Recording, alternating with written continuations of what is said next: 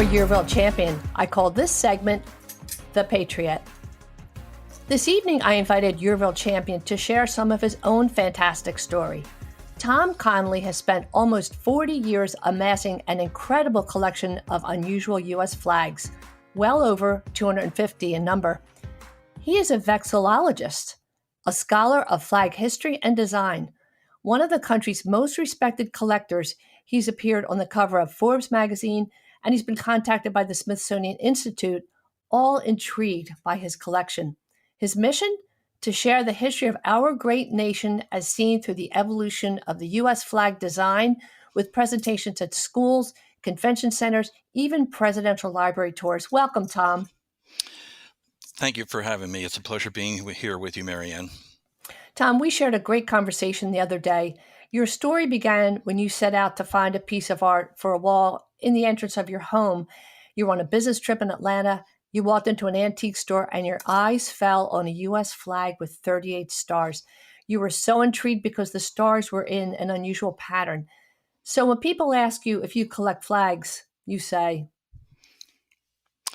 No, I collect American artwork at its best.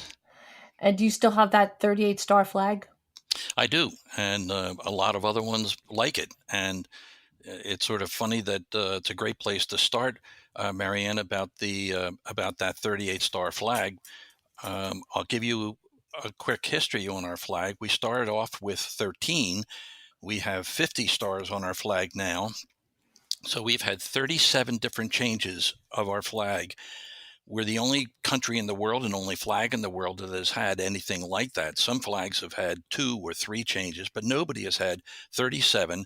And here our flag is still remaining exactly the same.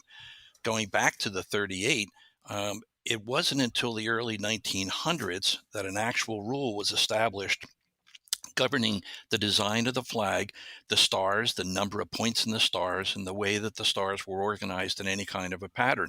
So up until the early 1900s, you could do anything you wanted with the flag. You could put the stars into circles, medallions, ovals, star patterns, flower patterns, anything.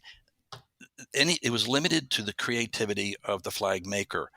And going back to the 38 star flag, I've had well over 24 38 star flags that are all different. Every one of them is different. Wow. And I know of at least another 24 that are out there.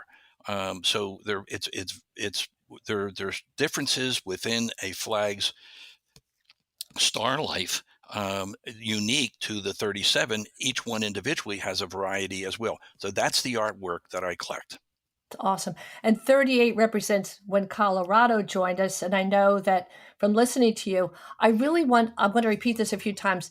YouTube, there's a presentation by Tom, or a YouTube video called American Flag Presentation by Tom Connelly. That's Connelly. You can find it on YouTube, and we'll say it again. But from listening to that and our great conversation, you have flags from the 1700s, from the Civil War. You did, at least for a while, have the flag from Woodstock, and the stars were in the shape of the peace symbol. Am I right about that? That's correct. Wow. Nope, that's correct.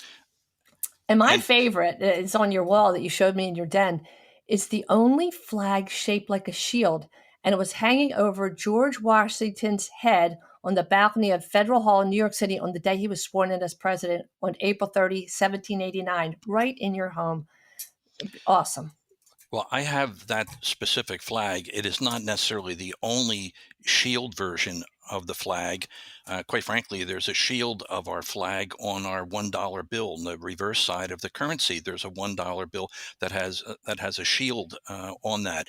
But of that specific event, sworn in as our first president, I have that one, and that was from April 30th, 1779. Wow.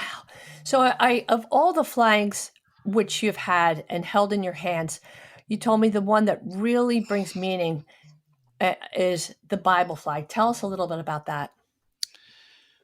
Well, it's hard to pick and choose favorites, but this one, I guess we've all sometimes have had things that we let get away and then had regrets, and this is one that I regret allowing to move on. this was a little flag that was given what they called a Bible flag. When an immigrant would come into America, what they often would do, they'd be presented with a small, maybe 6-inch by 10-inch flag folded up into a little manila envelope, and it was expected to be put into the family's Bible, in the back of the Bible.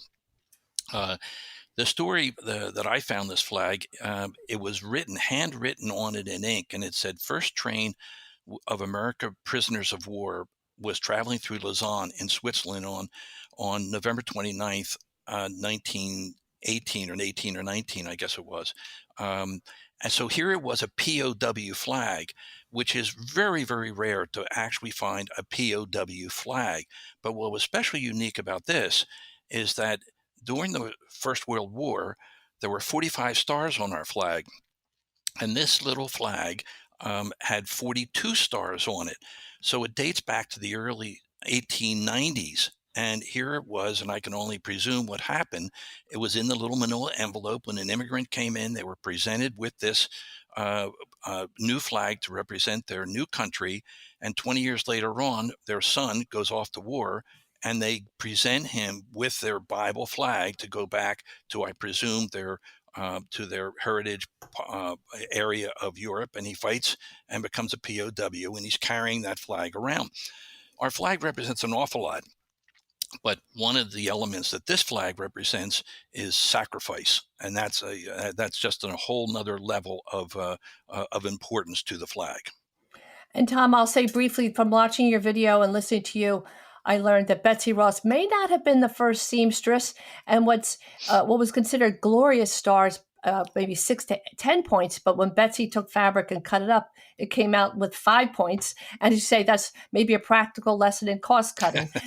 So they resemble the spurs on a cowboy's boots, but that's still cool. And the blue field of a flag is called the canton, which is Old French for the corner, and it represents our union with the stars for each state. And when it rests on a white stripe, but when in times of war, it rests on a red stripe known as the blood or war stripe. Tom, when you see the flag being hoisted or raised, what comes into your mind and heart when you see Old Glory flying in the sky? Our flag represents our country. So it's not like you're looking just at a flag. You're looking at everything that our flag represents. And I, for one, am very, very proud of our country. So when I see that flag being flown, raising, I just look at that with an awful lot of pride in our country. Unfortunately, there's too much focus on negativity on a lot of things these days. And there are many areas that may need some further attention. But if you focus all on negativity, then that's all you're going to be seeing.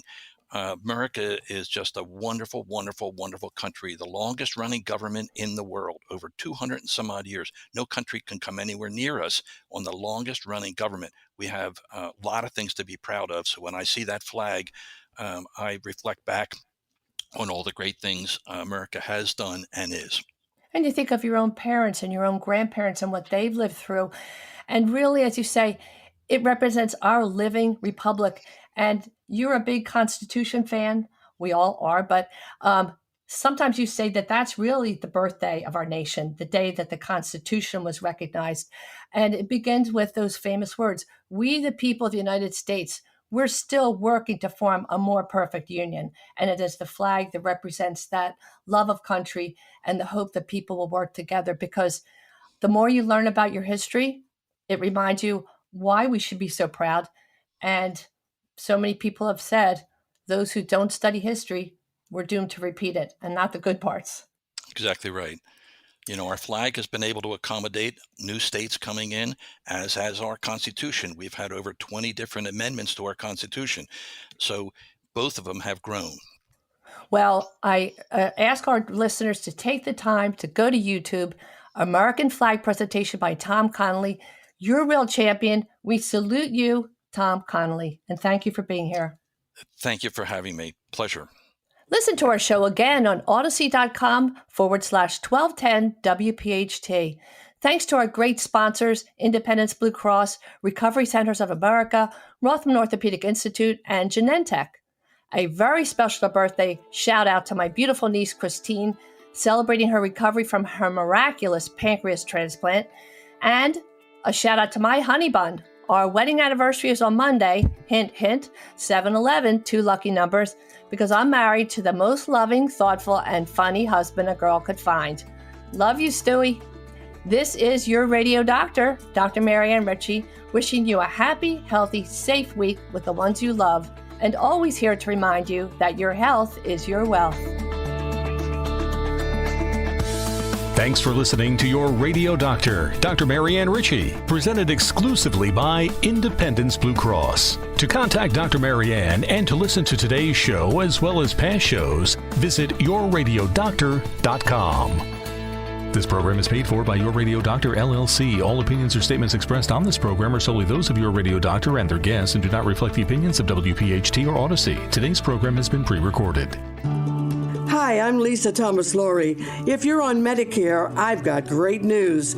Keystone 65 HMO plans from Independence Blue Cross have earned 5 stars. That's Medicare's highest rating for 2022. Some of these Medicare Advantage plans have no monthly premiums, no deductibles, and no copays for primary care visits and some prescription drugs. And all plans include dental, vision, and hearing benefits with no copays for routine exams. Medicare's highest rating, Philly's most popular plan. Don't wait. Visit ibxmedicare.com/star. Every year, Medicare evaluates plans based on a 5-star rating system. Keystone 65 offers HMO plans with a Medicare contract. Enrollment in Keystone 65 Medicare Advantage plans depends on contract renewal. This is a paid endorsement.